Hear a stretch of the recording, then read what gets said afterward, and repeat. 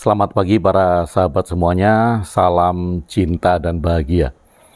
Saya ucapkan selamat pagi karena posting video ini di pagi hari di waktu sahur Anda. Bagi sahabat-sahabat yang sudah memulai puasa hari kemarin, selamat berpuasa. Dan bagi sahabat-sahabat yang memulai puasa pada hari ini, selamat menjalankan ibadah puasa. Hari ini adalah hari pertama puasa Ramadan, dan karena ini merupakan satu budaya yang sangat baik dan sangat bermanfaat, maka seharusnya kita memaknai bersama-sama tentang puasa ini. Karena di seluruh tradisi agama ada puasa. Di agama apa saja ada puasa. Apalagi ini adalah puasa selama 30 hari, tentunya mempunyai jangka waktu yang panjang dan mempunyai waktu yang panjang juga bagi kita, Anda yang menjalankan puasa, untuk melakukan refleksi hari demi hari, hari demi hari. Hari pertama ini merupakan hari yang istimewa karena merupakan kunci pembuka. Karena setiap hal pasti akan dimulai dengan langkah pertama. Dimulai dengan langkah awal. Nah, ini adalah langkah awal, ini adalah langkah pertama ketika sahabat-sahabat memasuki bulan refleksi panjang selama 30 hari berpuasa. Kemarin sore, saya menonton film Kung Fu Panda 4. Sebetulnya saya ingin menonton sebelum hari kemarin ya, sebelumnya.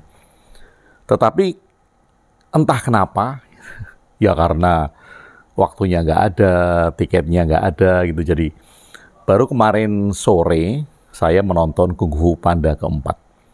Dan related sekali dengan pembukaan di hari pertama ini sebagai refleksi tentu saja bagi saya sendiri. Jadi setidaknya video ini saya buat agar saya punya rekaman untuk melakukan refleksi kepada diri saya sendiri. Nah, bagi sahabat-sahabat ketika dirasakan manfaat, tentu saja video ini bisa menjadikan refleksi bagi sahabat-sahabat semuanya. Tetapi sekali lagi, seperti halnya menulis, saya menulis untuk refleksi saya, dan saya membuat video juga untuk refleksi saya. Kembali ke Kung Fu Panda, film ini mempunyai nilai historis tersendiri bagi saya. Dari Kung Fu Panda 1, 2, 3, dan 4. Saya tidak ketinggalan untuk mengikuti serial itu. Kenapa? Karena ceritanya, maknanya, itu sangat luar biasa sekali. Dan Kung Fu Panda yang pertama itulah yang melahirkan buku saya, Cara Dahsyat Berdamai dengan Pikiran, yang judul awalnya adalah Inner Peace. Nah, Inner Peace ini dari Kung Fu Panda 1 sampai Kung Fu Panda 4 itu dipakai terus karena memang intinya dari film Kung Fu Panda itu adalah Inner Peace, kedamaian di dalam diri. Kembali ke Kung Fu Panda 4.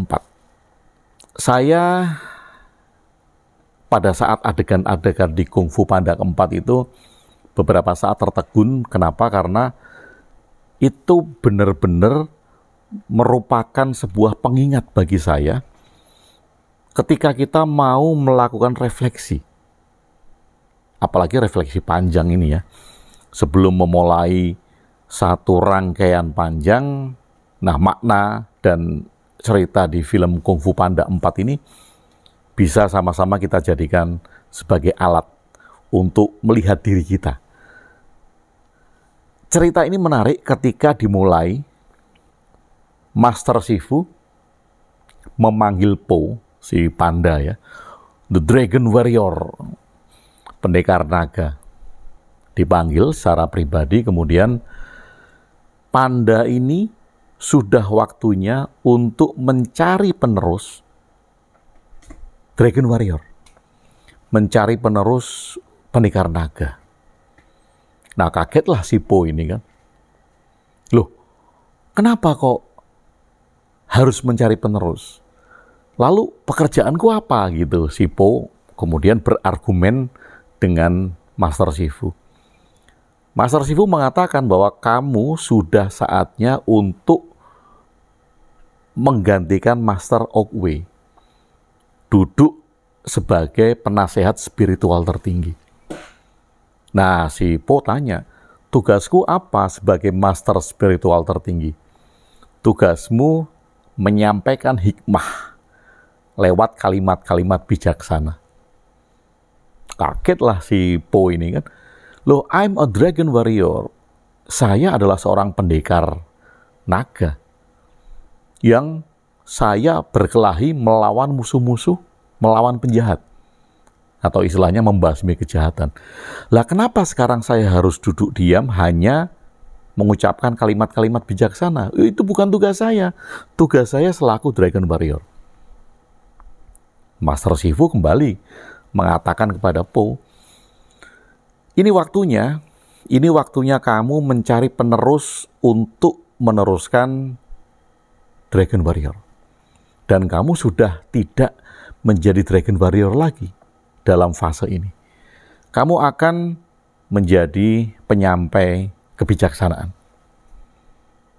Lalu kemudian diadakanlah sayembara dan si Po ini disuruh memilih pendekar-pendekar yang nantinya akan menjadi penerusnya. Tibalah di satu arena di padepokannya Master Shifu, kemudian para calon-calon yang mendaftar untuk menjadi Dragon Warrior ini memperlihatkan aksi-aksi hebatnya. Si Po tentu saja melihat dengan takjub. Ada yang bisa memecahkan batu besar, ada yang bisa melemparkan pisau dengan tepat, ada yang bisa menghantam sesuatu dengan sangat mudah gitu. Nah kemudian Master Shifu bilang di akhir acara itu, oke, sekarang tiba saatnya kamu memilih. Po, pilih penerusmu siapa. Nah ini merupakan segmen di film itu yang bagi saya sangat menarik sekali dan dalam maknanya. Si Po bilang, saya hanya akan mengikuti di mana jari saya menunjuk. Jadi 1 orang, 2 orang, 3 orang, 4 orang itu calon-calonnya itu jarinya di mana jari saya berhenti, itulah Dragon Warrior. Oh, kata si Po gitu kan. Nah, kemudian apa yang terjadi? Jarinya itu berbelok menunjuk ke dirinya gitu. Kemudian si Po bilang, saya tidak bisa menahan jari saya. Oh, ternyata I'm a Dragon Warrior gitu. Jadi si Po ini tetap menunjuk dirinya sendiri sebagai Dragon Warrior. Nah saat itu Master Shifu masih membiarkan si Po ini untuk terbentur dengan pengalamannya. Nah, saya cut di sini dulu karena ini menarik. Kenapa? Karena Master Shifu sudah mengingatkan, Po, ini adalah saatnya kamu melakukan regenerasi, mencari penerusmu. Tapi apa yang terjadi? Si Po, karena dia sudah menyandang gelar Dragon Warrior dan sudah dikenal oleh masyarakat sebagai pendekar yang banyak sekali mengalahkan penjahat-penjahat, Po ini merasa nyaman dengan posisinya. I'm a Dragon Warrior. Nyaman dan tidak ingin melepaskan gelar pendekar naga. Nggak ingin. Po tidak ingin melepaskan gelar itu karena bagi dia itu adalah label, itu adalah identifikasi, itu adalah nama besarnya, dan itu adalah bagi dia tugas yang bergengsi. Lah kok sekarang disuruh mencari penerus untuk meneruskan dia, sementara dia hanya diem, mengeluarkan atau menyampaikan kata-kata bijaksana. Bagi Po ini sangat menyakitkan. Makanya kemudian dia menunjuk dirinya sendiri, tangannya seolah-olah berbelok dan bilang, oh ini menunjuk saya, I'm a Dragon Warrior. Gitu. Nah, ini bagi saya sangat indah, cerita di segmen ini sangat indah. Kenapa? Karena mau tidak mau, si Po ini akan mengalami satu peristiwa yang menyadarkan dia. Nah, di film itu dia ketemu dengan rubah kecil yang akhirnya itu yang nanti akan menjadi penerus Dragon Warrior. Tetapi itu tidak sengaja ketika si Po sudah mendapatkan satu pengalaman yang dia tidak bisa menghadapi peristiwa itu lagi. Nah, ini adalah permulaan yang bagus, makna yang sangat indah. Ketika kita merasakan bahwa semua apa yang kita miliki, peran yang kita perbuat, label yang kita sandang, jabatan yang sedang kita jalani, merupakan hal yang selamanya harus ada. Menarik kan? Ada satu filosofi dari kalimat bijaksana yang saya sangat suka. Kalimat itu mengatakan semua orang ada masanya dan semua masa ada orangnya.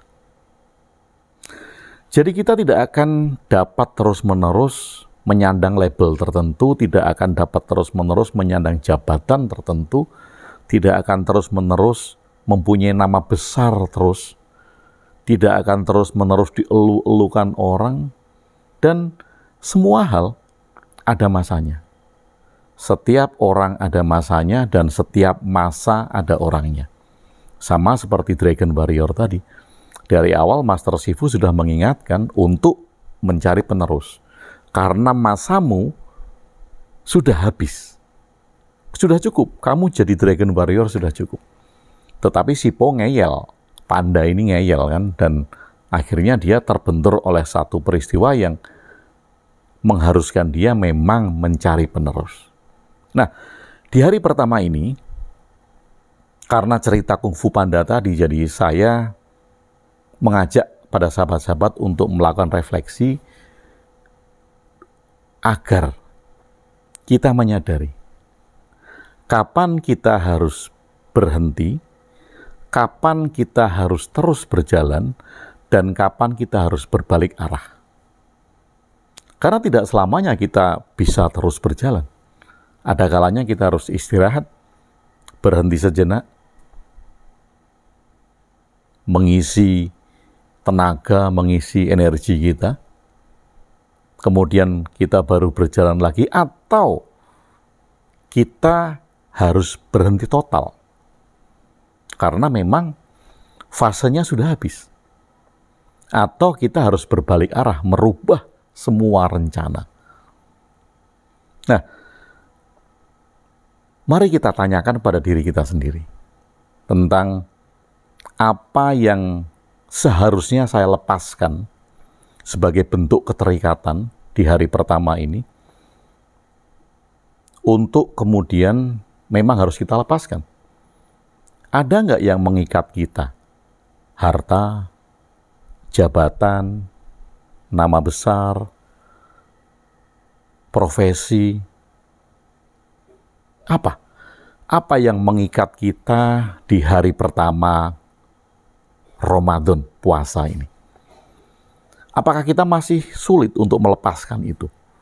Karena kita setidaknya menyadari bahwa setiap masa ada orangnya dan setiap orang ada masanya. Apa yang sulit kita lepaskan? Apa yang sulit Anda lepaskan? Apa yang sulit saya lepaskan? Jabatan misal. Nama besar, posisi terkenal, dielu-elukan orang, atau label. Jangan-jangan kita terikat dengan penilaian. Saya ingin dinilai orang sebagai orang baik, maka kemudian mati-matian kita mempertahankan nilai itu. Ada nggak? Dan kalau hari pertama ini kita mampu menemukan itu, maka hari-hari berikutnya itu akan sangat mudah bagi kita untuk melakukan refleksi sehingga kita bisa menata apa yang harus kita tingkatkan, apa yang harus kita lepaskan, apa yang harus kita perbaiki, dan apa yang harus kita tambah pada diri sendiri agar kita mempunyai nilai lebih setelah selesai berpuasa selama 30 hari. Nah, sahabat semuanya, saya mengawali hari pertama Ramadan ini dengan cerita dari Kung Fu Panda tadi, bahwa ada saatnya kita melepaskan apa yang selama ini menjadi keterikatan kita. Dan itu banyak, dari berbagai macam sisi juga. Kembali lagi, mari kita ingat, setiap orang ada masanya dan setiap masa ada orangnya. Ada saatnya Anda harus berjalan terus, ada saatnya Anda harus berhenti, istirahat sejenak, kemudian baru berjalan lagi. Ada saatnya Anda memang harus berhenti total, dan ada saatnya Anda harus berbalik arah. Mengenali itu pada diri kita merupakan kunci untuk melakukan refleksi pada diri kita sendiri. Semoga bermanfaat. Selamat menjalankan ibadah puasa di hari ini.